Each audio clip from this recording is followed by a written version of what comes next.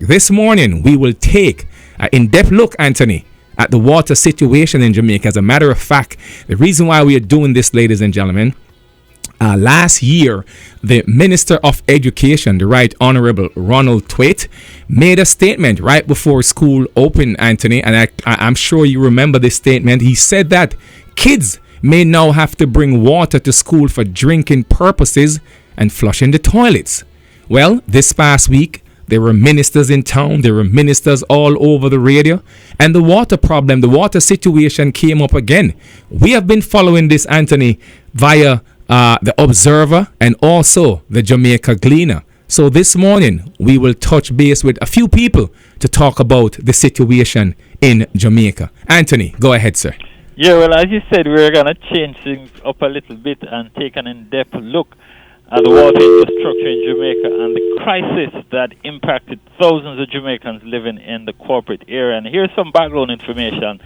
The National Water Commission, they are the main institution responsible for all major water and sewage operations, including production of water collection, water treatment, and disposal of urban sewage. And the National Water Commission produces more than 90% of Jamaica's total potable water supply.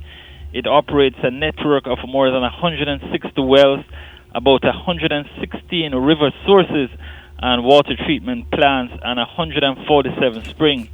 It also operates more than 1,000 water supply and over 100 sewage facilities island-wide.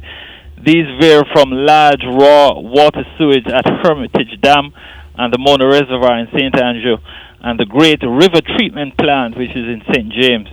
And the National Water Commission facilities also includes over 4,000 kilometers of pipes and more than 500 kilometers of water sewage mains across the island. The National Water Commission supplies more than 190 million gallons of potable water each day, and various parish councils and a small number of private water companies supply the rest of the potable water. And here's some interesting facts about the major dam and reservoir in the corporate area.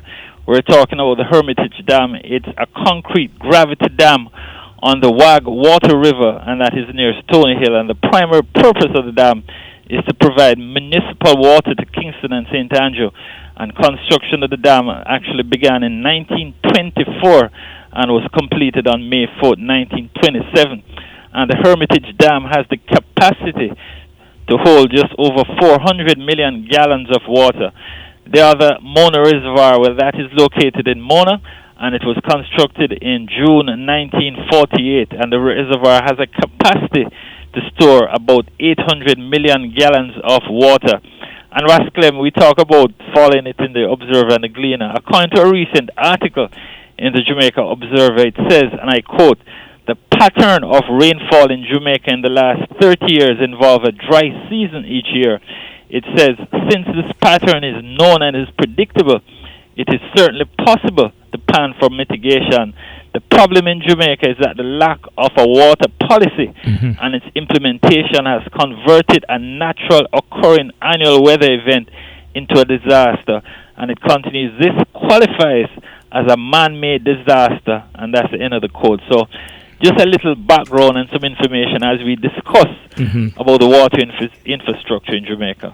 Now, Anthony, and we have to make this clear. Since the completion of the Moana Reservoir in 1948, no other facilities of its kind has been constructed in Jamaica.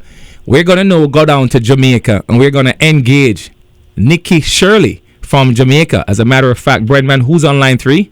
Paul Robinson. Paul Robinson is on line 3, and Nikki Shirley from Jamaica, a returning resident who is out in St. Thomas. So as it goes, let me say good morning, Nikki. How you doing? Good morning. It's always good to hear from you. Okay, good. Good morning, Paul. How you doing? I'm doing good. Great. Now, ladies and gentlemen, here is a returning resident who returned to Jamaica, Miss Nikki Shirley, and she's located in St. Thomas. She's going to share her experience with us this morning and how she gets water out in St. Thomas. And here is a young man by the name of Paul Robertson. He attended CAS, and he also attended the University of the West Indies. And he runs a farm in Jamaica. Ladies before gentlemen, Nikki, welcome to Groovin Radio. Thank you once again. Tell us about the water. Share what's going on here in Jamaica. All right. So, what we find, first of all, we are running. I'm part of the First Farm Eco Village, and we are responsible for ecological stewardship. So we always are watching all the different environmental impacts that we have. And so, looking at the water, when we moved to St. Thomas, which that parish always had some challenges with water just because of the infrastructure that was laid out or the lack of infrastructure. Mm-hmm. We ensured that we did catchment, right? So all our roofs and all our buildings are catchment. Okay, one second, Nikki. Explain those catchments for those who are listening to us and don't understand what kind of catchment. Explain the kind of catchment you have on the roofs of the buildings. Well, we have, traditionally we're used to having stone catchments, right? Because this is not a new thing. Since the old time, people always had some kind of stone catchment. So what we have been doing is we have the black tanks that are there, and we design a house to be able to have the capacity. So what we do is we collect all the rainwater off of our roof, or we catch and store, and then we have a solar pump that pumps it back up for gravity to use. And so my house is off the grid. I solar and wind, and we have all our catchment. So when everyone else is having these issues of, weather issues in terms of drought and all that stuff, we have designed our house to make sure that we're off the grid and we don't have to really depend on any other, people coming or, having NWA. Coming in. All right. So the question, one second. So the question is then, if you had to rely on the National Water Commission grid, you would have a problem. Yeah, as a matter of fact, when we got to St. Thomas, for a whole year, the community had no water. They were going to White River and different places to catch water, and all kinds of madness was going on. And we finally stepped in as a community group, and I organized to make sure that a pump that was broken for over a year was fixed. Mm-hmm. So we are used to not having any water. The community is used to that. Because of our example of showing them about the catchment and guttering the water, a lot of people have been able to take that up and to be able to catch and store. And even in recent drought, it was the same thing, right? So part of it is a wonderful thing that that the government feels that they can try to provide water for everybody. But it is not a very practical thing. And we, our individuals, have to take responsibility for our own livelihood and our lifestyle. Okay, go ahead, Nikki. I'm hearing some feedback in there. Yeah, go ahead now. Go ahead. Okay, right. So part of it is, yes, it's good to say that the city or the government can provide it, but we're not looking at the whole system in a very holistic way. When it rains in Jamaica, we've got a lot of rain. I look at Kingston, the amount of water that surges on the roadway. I give an example of, we went to forestry to do some work with forestry, and they're paying over $100,000 a month for a particular water bill to water plants. They have this huge roof. I said to them, why aren't we catching all this water and putting it in black tanks, and when we need to water, use that instead of now increasing the bill? We work with St. Thomas Technical High School, and we're trying to get them a whole to collect their water, because they have like a $7 million water bill at the end of the year because of all the students being there and flushing the toilets. All that water when it rains, is just being taken off the property instead of trying to hold it. So we built up all these structures and buildings on the island, and it doesn't allow for the water to soak, so it's always going to be on the top of surface. And then all that topsoil is now washing off into the rivers and streams and into the coastal areas, which is affecting the ecosystem. All right, but Nikki, that water should be stored. Yes, but here's the problem now, Anthony. And she made some good points. But again, you're talking about an island that is dubbed the land of wood and water. Now, it is not possible for now the Hermitage Dam and the Moana Reservoir to actually serve the entire Kingston and St. Andrew area anymore. When you see a story in the paper that says certain communities will only get water 2 to 3 running water 2 days a week, when you see a story of a principal meeting her students or his students at the gate on the reopening of school to say welcome back, but we have no water today, sorry, This I have to step in for a second because we just did a whole permaculture design plan with St. Thomas Tech. what kind of culture? Right, we did a permaculture design plan in terms of looking at the systems, all the energy systems, and water is one of them that happens in a particular area. So we did St. Thomas Tech this summer. And what we saw was the amount of water that they're taking off the property when it rains. If that water was stored, right? Then you wouldn't be having that problem. In Jamaica, we are the land of wood and water, but it's water management is the issue, not necessarily the fact that we're not having water, because as you said before, there's a historic pattern, right? That always happens. But normally, traditionally, we would store this water. What has happened now, we were relying on the government and other agencies to deal with this instead of the school using the access that they have, the roofs to catch the water, or your household to catch the water. But then the government, Nikki, but then the government should provide that for the schools, because again, if these are government school and the distribution problem, I am going to agree. But that is only a part of the problem. Let's bring in Mr. Paul Robinson on this conversation. Paul? Yes, I'm here. Yes. Now, tell us about your situation. You operate a farm in St. Anne's, but you live in St. Andrew. How is your water situation in St. Andrew first? All right. In St. Andrew, it's not as bad as other areas because I'm not far away from I guess, one of the major water sources, which is the Hermitage Dam. And by the nature of the socioeconomy of my area, we don't get water restrictions that severe. We lose water later in the night, like probably 10 to 6. And for the most part, water is there every day.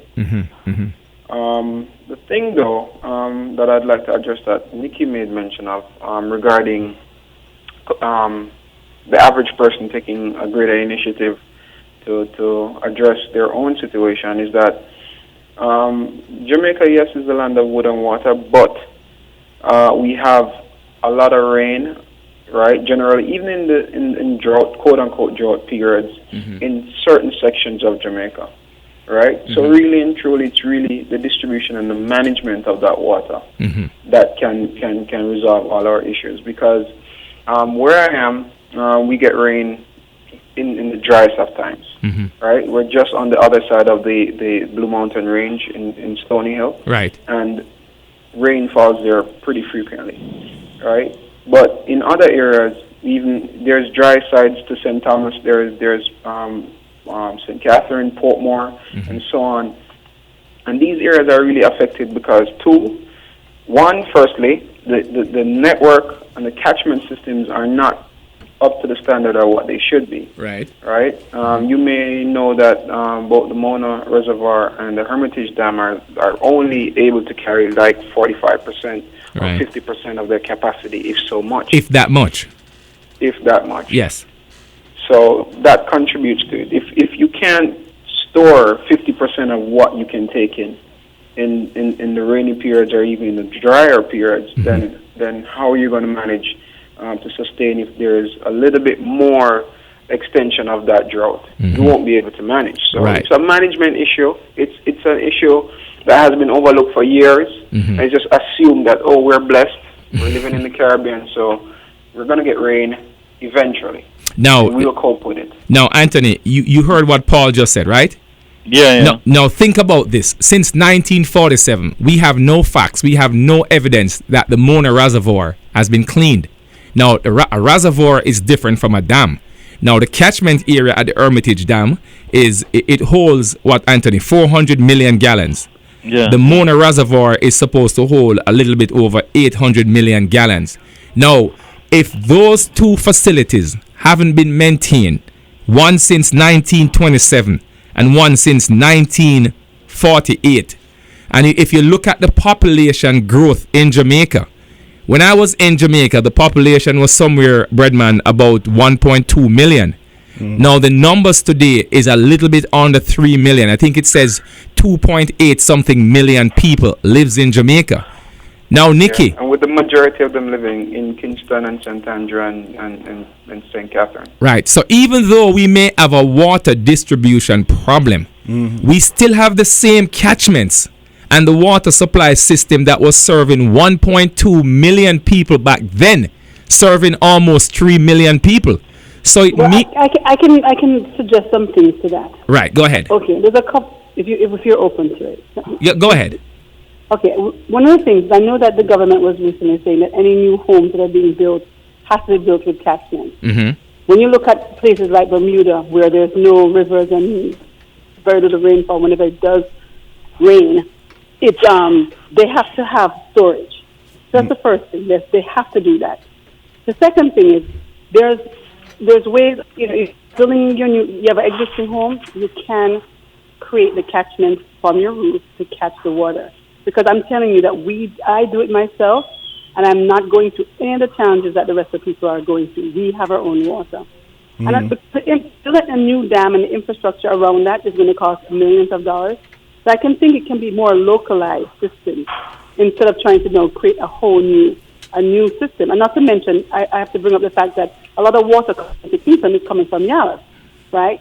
So Yalis is not getting the water they should get. The whole of Yalis River is totally dry. It's changing the whole ecosystem. All that is being directed into Kingston. So it's not just about those two dams, but look at where the water is really actually also coming from and how it's affecting the other ecosystems as well. That's very It's very interesting that you say that, because I just had a caller on the phone in the green room, and the caller was bringing up that Woma's school, that they just built a new auditorium, and between the three schools, the boys, girls, and the prep, that they basically have a catchment on this auditorium that where they get the water from the rainfall, and they actually use that water to flush the toilets and irrigate the fields. But Nikki, a school like Woolmer's can afford to do that, and it's like the same thing here in the U.S. You have schools, Anthony, and I want you to come in on this. You have schools like let's talk about New York and New York State. You have school in the state of New York that don't take any money from the state, the town, the county, or anyone. They have their own funding. So if they have a situation, they can deal with it. What about the average school in Jamaica, Nikki, that don't get the finance or don't get the financial support like some of those schools? I mean, it's interesting that you brought this up, because since we're working with St. Thomas Tech and kind of rolling out their permaculture design plan, well, the first thing is water. Right. I'm coming up in November, and I'm doing a fundraising campaign to kind of help the school get the existing tank that's there, but they need to get the catchment. They need to gutter the school building, these two forms, and then gutter it and put it in the tank. And we actually had a international irrigation specialist that came a month ago, Jock Brandis, that showed us and actually helped us design 2 rocker pumps and also a solar pump for the school. That is good. So we know how to do it. Right. We just now have to fundraise for some more tank catchments so that we can then catch that water and then pump it back up at higher elevation so that we can gravity feed it. But one second, Nikki, where is the government in all of this? Because, Paul, we're going to talk about your farm down in St. Anne's. And I say this, where is the government in this? Because when we can sit here in the diaspora, Anthony, and we can read an editorial out of Jamaica with a big tanker truck, and it's painted in a different color than what it used to be painted before, and now you see, and I'm talking about what's been presented in your newspaper, and you see where they're saying these tankers were carrying something before, they're now selling water. I spoke to people in Jamaica, Anthony, I'm not going to call any names, affluent people who are telling me that their properties dried. They haven't gotten running water in 8 days. I spoke to people who went to Jamaica and have experience by staying in Kingston, in New Kingston, at certain hotels, and when they get up in the morning, there is no water at all to take a shower. And when they go to the front desk, the news is that they turn the water off overnight. So now this is facts, not fiction. Anthony? I'm even hearing stories of... Yeah.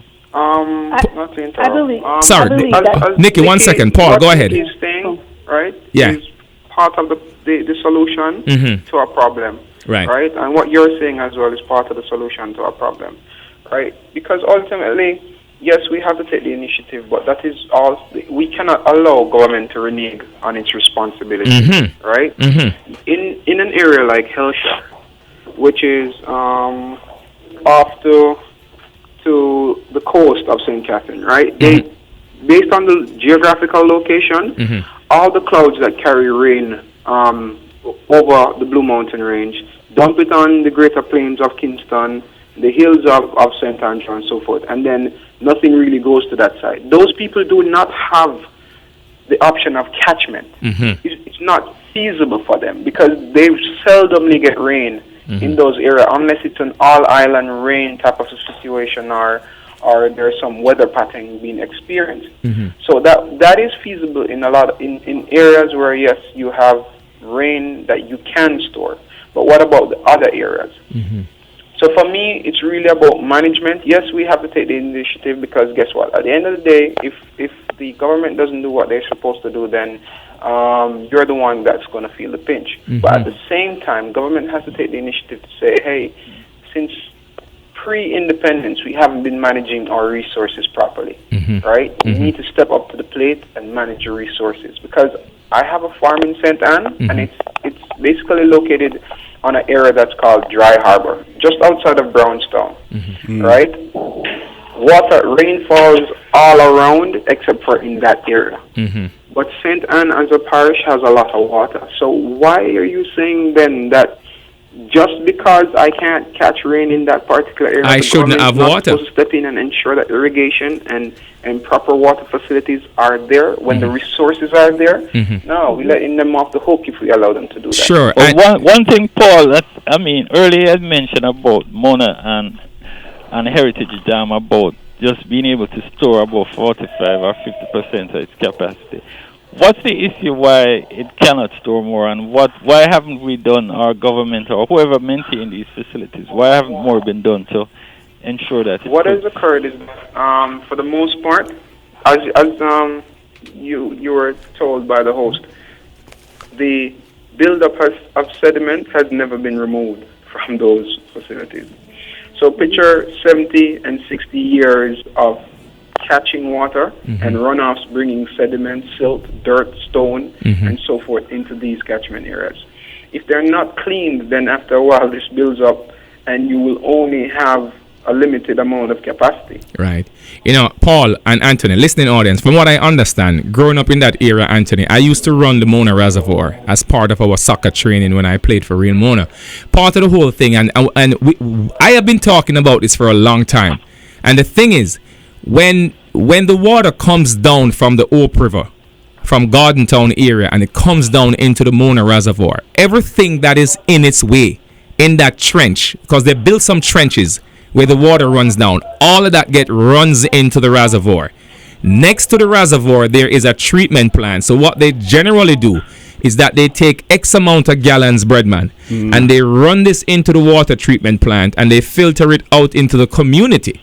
What the government is not saying now, Anthony, is that they can only take so much from the reservoir daily now because there's not enough water in the reservoir because more than half of it has soot in it. How do you clean it? You would have to have a secondary reservoir next to it to actually bleeds one off into the other one and actually clean one while the other one still keep running. Because think about if you go now to dig up 60 years of dirt.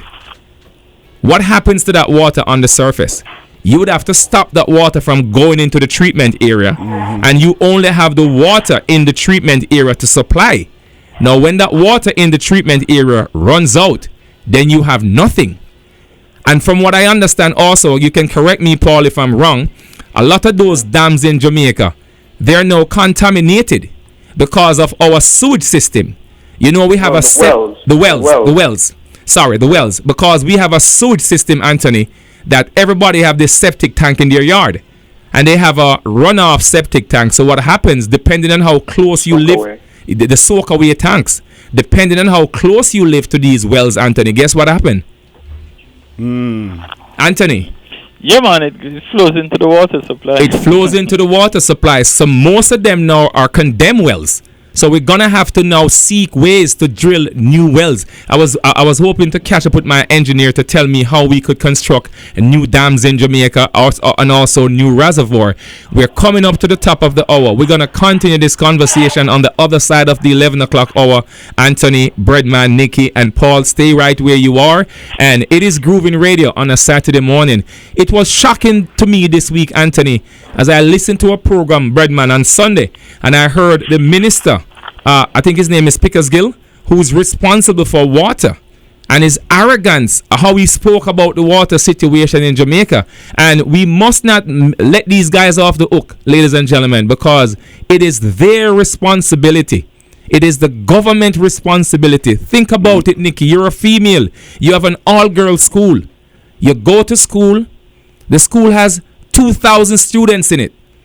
Just say a quarter of those females are going through their monthly cycle, and there is no water. The Minister of Education announced it last year.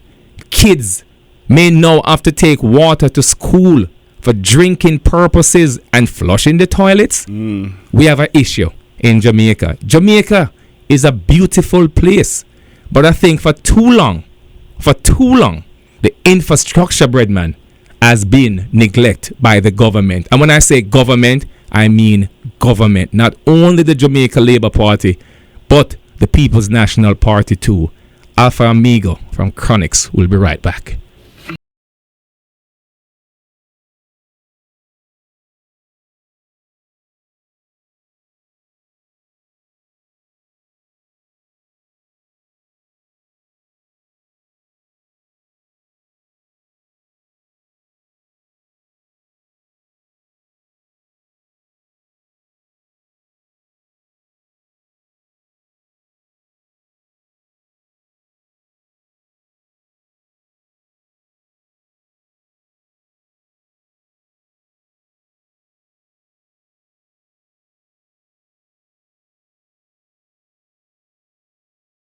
Man, make myself your life is not a dead man.